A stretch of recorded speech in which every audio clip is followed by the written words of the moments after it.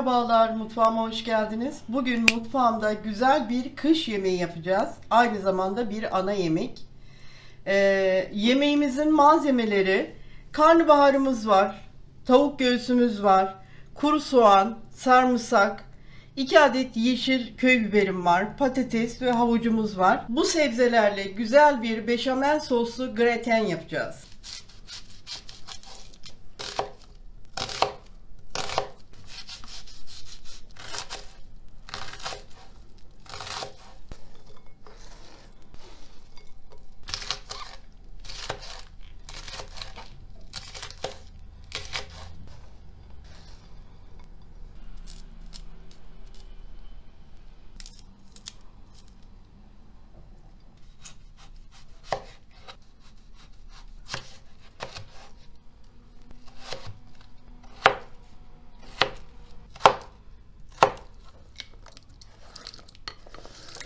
Kararmaması için direkt suyun içerisine aldım.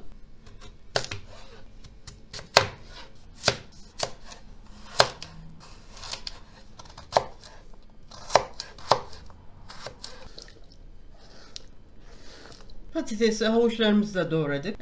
Ben kuşbaşı şeklinde doğradım. İstediğiniz büyüklükte doğrayabilirsiniz.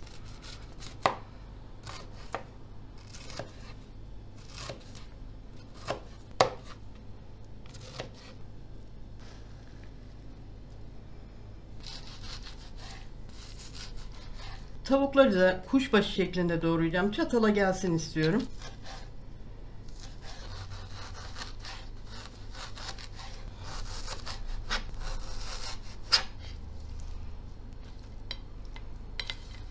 Yemeğimizin ön hazırlığını bitirdik. Doğrama işlemlerini bitirdik. Şimdi ocağa geçeceğiz ve pişirme işlemine başlayacağız. Tenceremize 1 çay bardağı sıvı yağ koydum. Şimdi doğradığım soğanı, biberi ve sarımsağı ilave ediyorum.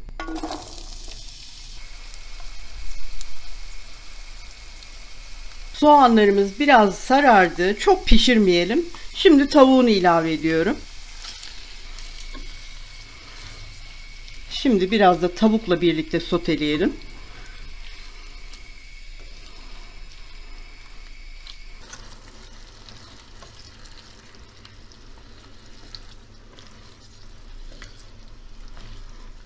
Tavuklarımız da çok güzel sotelendi. Kendi suyunu bıraktı. Birazını da çekti. Şimdi diğer sebzelerimi ilave edeceğim.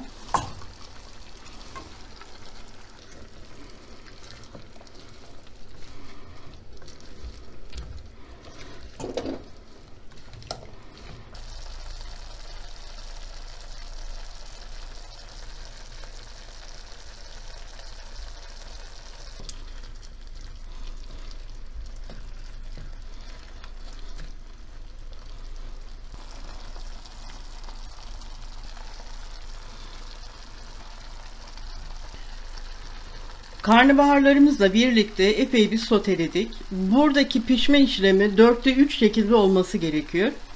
O yüzden yavaş yavaş sotelemeye devam edelim. Şimdi baharatlarını ilave edeceğim.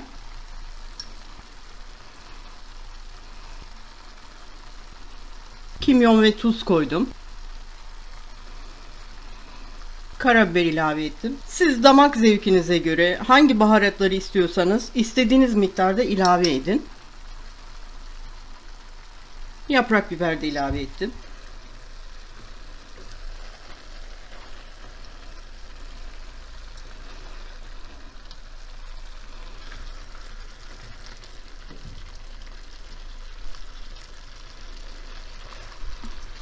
Sebzelerimiz ve tavuklarımız çok güzel sotelendiler. Şimdi artık altını kapatıyorum ve beşamel sos yapımına geçiyorum. Tencereme 50 gram tereyağı aldım, eritiyorum. Dolu dolu 2 yemek kaşığı un ilave ettim. Şöyle hafif un kokusu çıkana kadar kavuralım.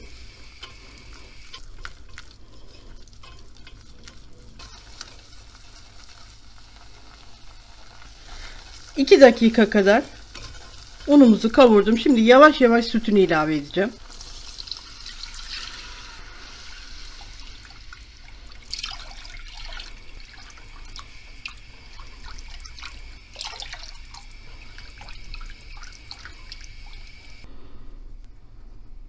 1 çay kaşığı tuz, yarım çay kaşığı karabiber. Katılaşmaya başladı sosumuz.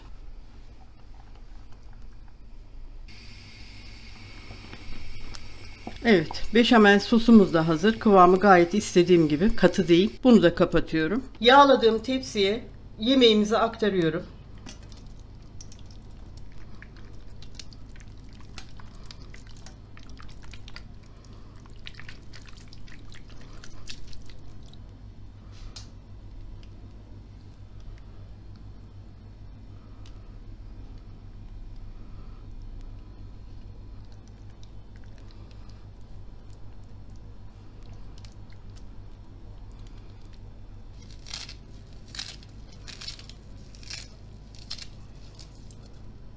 Beşamel sosun bir kısmını ayırdım. İçerisine maydanoz koydum.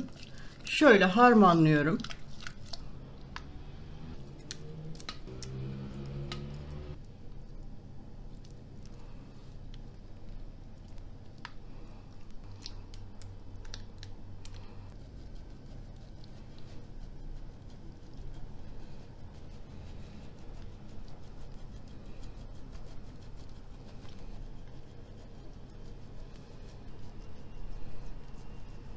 Evet, yemeğimizin bütün işlemlerini tamamladık. En son kaşar rendeledim üzerine. Şimdi ben fırın yerine Eratek'te, Eratek taş fırının tepsi zaten bu. Onu da pişireceğim. Pişirme işlemine geçelim.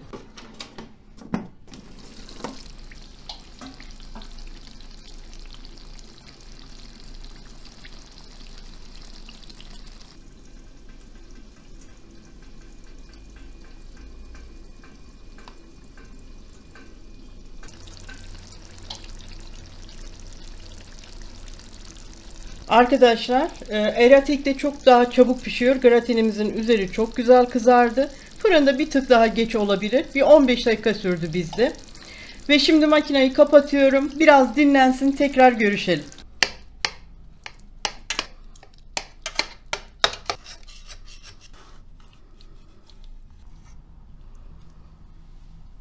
Şöyle iç dokusunu da sizlere göstermek istedim. Lezzeti zaten çok mükemmel. Bugünkü tarifimin sonuna gelmiş olduk. Bir dahaki tarifimde buluşmak üzere diyorum. Hoşça kalın.